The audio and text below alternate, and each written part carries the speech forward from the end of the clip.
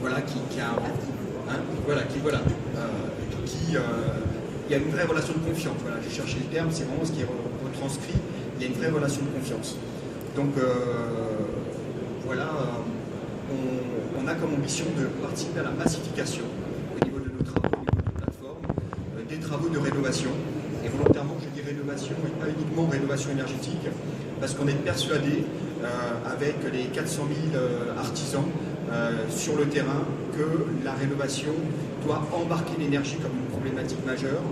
Et quel que soit le type de rénovation, on peut avoir, entre guillemets, un effet d'aubaine en impactant le volet énergétique. Ça, on y croit fortement.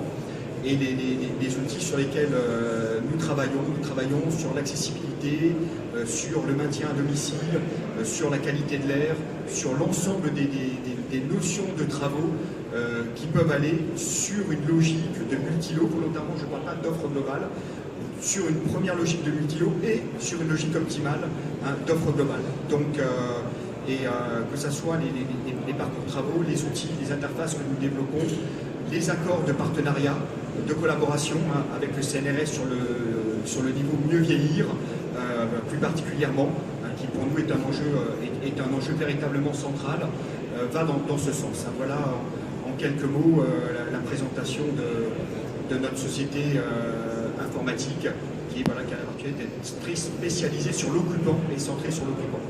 Vous parlez de formation de fonctions, c'est quoi ces fonctions, ces outils? En fait, les fonctions, ça c'est vraiment retrouvé dans le cahier des charges du CG 91. Ce sont des fonctions d'information, des fonctions donc de référencement. Madame Mastel parlait d'un annuaire. Ce sont des fonctions permettant aux particuliers de garder, entre guillemets, une notion de libre arbitre et de ne pas être agressé commercialement. Et Madame Mastel parlait d'un outil d'auto-évaluation, de calcul de déperdition énergétique robuste et indépendant. Donc ça, c'est deux notions sur lesquelles le CG 91 a été particulièrement sensible. Et là, on voit l'importance aussi de la compétence, hein, de la collectivité, lorsqu'elle a cette réflexion, cette volonté politique de mettre en place ce type d'outil. Donc on est sur cette notion effectivement d'outils robustes et indépendants. Nous sommes en train d'intégrer un outil de financement avec l'intégration des aides publiques et privées, avec un financement local qui va être lancé d'ici 2 semaines, pour que l'ensemble des collectivités puissent contribuer à faire connaître leurs aides et pour que ces aides soient intégrées au niveau de cet outil qui va dégager des notions donc, de travaux, la mise effectivement en évidence d'entreprises qualifiées. Dans le cas du CG 91, il y a, et je parle sous couvert de Mme Mastel qui pourra peut-être apporter des précisions, il y a une notion d'une charte de qualité rénovée Malin, qui est pour nous en tout cas extrêmement important pour apporter de la confiance entre le professionnel et le particulier. Et on est donc sur une logique d'outils informatifs, de référencement et devant aboutir à une mise en relation de confiance à partir justement de conseils donnés par un tiers de confiance. Et ça, cette notion de tiers de confiance qui ne défend pas un intérêt particulier, même s'il peut être tout à fait légitime et pertinent techniquement, il est particulier. C'est cette notion de conseil indépendant qu'apporte effectivement dans cette brique la collectivité sur le premier niveau de conseil au niveau donc d'une plateforme physique d'accompagnement. Vous l'avez bien compris, l'outil web étant uniquement un support permettant d'optimiser cette mise en relation et donnant aux particuliers des outils lui permettant d'avoir des conseils robustes et indépendants. Alors les plateformes, on en voit quelques-unes qui émergent aujourd'hui en France. Par rapport à celles-ci qui fonctionnent bien, votre vision, c'est quoi les facteurs clés de succès de cette opération? Qu'est-ce qui fait que ça a bien marché entre vous et le Conseil général? Il y a un partage? Comment vous analysez les choses? Pour moi, le facteur clé de succès, il n'est pas chez nous. Voilà, c'est très beau. mauvais commercialement, je ne devrais pas dire comme ça, mais véritablement, c'est ce que je pense, donc quand on le lit, il n'est pas dans l'outil web.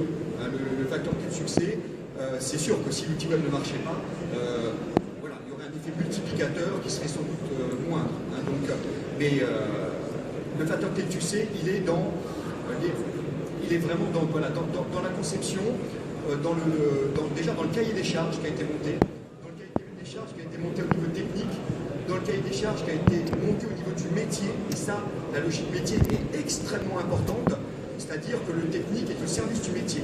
C'est-à-dire que le CG 91 a conçu une notion de parcours travaux, et ça, c'est la connaissance des acteurs et du métier et des préoccupations de l'occupant qui ont conduit à mettre en place, si je peux vous permettre de donner un avis là-dessus, un parcours intelligent. Et donc, si ça n'avait pas été, je n'aurais rien dit, hein, je n'aurais pas dit qu'il était bête, mais là, il y a un parcours qui a une vraie logique, et moi, je ne connaissais pas les chiffres, hein, parce que je trouve que c'est véritablement une illustration. Donc, la volonté, vraiment, le facteur clé de succès, il est dans la connaissance du métier du CG91. Un autre point qui est pour nous extrêmement important, la volonté d'animation, c'est-à-dire l'engagement des acteurs, des personnes, du CG91 ou de la collectivité. Il ne faut pas donner l'impression que je fais de la pub pour le CG91, mais c'est véritablement ce qui se passe. L'engagement de la collectivité, des personnes, à animer, à mettre en place des actions, à créer du lien avec ce caractère de tiers de confiance qui justement apporte de la confiance entre le particulier et le professionnel. On n'est pas dans une relation, il y en a un qui va abuser de l'autre. Le CG91 apporte justement un caractère équitable à cette mise en relation. Donc pour nous, c'est véritablement ce qui fait de cette opération un succès naissant, qui sera sans doute renforcé par le bouche à oreille des personnes qui auront participé à cette démarche dans le cadre de Rénover Malin. Et on a une petite expérience de collectivité qui travaille sur ce type de concept de plateforme, effectivement, web, locale de la rénovation. Pour nous, s'il n'y a pas une réflexion initiale sur, au-delà du volet technique du cahier des charges de la plateforme web qui est essentielle, et là on considère, nous, que l'ADEME a un vrai rôle à jouer dans, effectivement, l'accompagnement sur, effectivement, ce volet technique de ce cahier des charges, mais pour nous, ça doit être juste une brique technique qui doit rester à sa place et elle doit être accessible à tout le monde. Après, il y a la brique véritablement essentielle, c'est au-delà de la volonté politique. C'est que la volonté politique, elle est essentielle. Mais si ce n'est qu'une volonté politique, et s'il n'y a pas de relais physique sur le territoire par rapport à des acteurs comme une maison de l'habitat qui, effectivement, va au-delà de s'approprier le projet, elle conçoit le projet aux côtés du politique. Pour nous, c'est uniquement un effet d'annonce et il n'y aura pas d'impact comme on retrouve des impacts sur le 91. Donc voilà pour nous ce qui contribue au succès. Je vais juste préciser, vraiment c'est le fruit d'une intelligence collective, hein. C'est pas simplement le fruit de nos services. Vraiment, nous avons créé cet outil web grâce aux nombreuses réunions de thématiques qui ont vu le jour. D'ailleurs, Philippe en a animé une sur la formation et la qualification. Nous avons mené d'autres réunions sur le thème de la qualité et encore une autre sur les solutions techniques performantes. Donc, vraiment, ça nous a permis de construire ce cahier des charges, ensuite le marché public informatique. Voilà, je tiens à le préciser. Donc évidemment, ont été à nos côtés d'emblée l'ADEME, la région de France, les autres collectivités territoriales engagées dans les politiques de l'habitat, également l'ensemble des espaces Info-Énergie et agents locaux de l'énergie, des organismes comme l'AREN Île-de-France, voilà.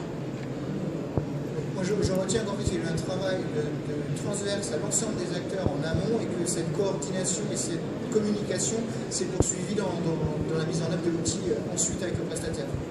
Et continue, hein. C'est-à-dire qu'on se rend compte qu'il y a des demandes d'évolution, par exemple sur l'outil d'auto-évaluation de la déperdition énergétique. Donc, Madame Bastel l'a cité, j'en profite aussi pour le faire. On remercie vraiment là-dessus nos partenaires que sont Trévu et Cardonnel pour le travail vraiment remarquable qui a été fait, qui continue à être fait, c'est-à-dire que l'ensemble de ces outils évoluent en permanence. Et le but, c'est d'avoir une communauté d'utilisateurs. C'est le cas effectivement de collectivités, c'est le cas d'entreprises maintenant qui demandent effectivement à être équipées de ce type de plateforme d'information, de mise en relation et de référencement, et qu'il y a un maximum d'utilisateurs de ce type d'outils robustes et indépendants, et rendre l'ensemble de ces usages, on va dire, accessibles à un maximum d'acteurs. C'est-à-dire aller dans véritablement pour nous une massification du déploiement de ces outils en les rendant accessibles financièrement via effectivement des contrats de licence ou autre type effectivement de possibilités pour une collectivité ou un groupement d'entreprises, peu importe son statut, pour qu'elle puisse utiliser effectivement ces interfaces et ces outils. Alors merci à vous deux pour ce témoignage, je dirais très opérationnel, très terrain.